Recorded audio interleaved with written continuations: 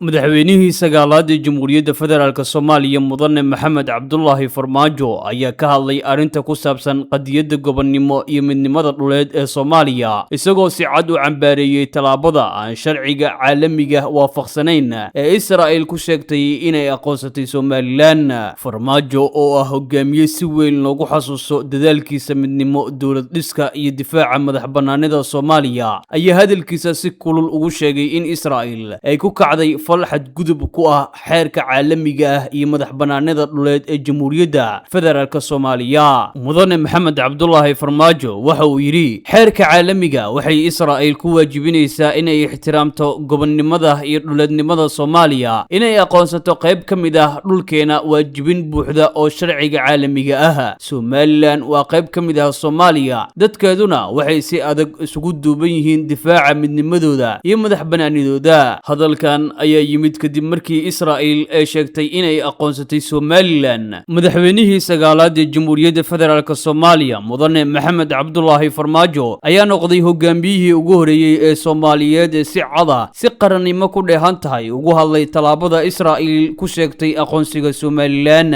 Mudane Maxamed Cabdullaahi Farmaajo ayaa marar badan ku celceliyay in midnimada Soomaaliya ay tahay qadcaas oo aan laga tilaabi karin.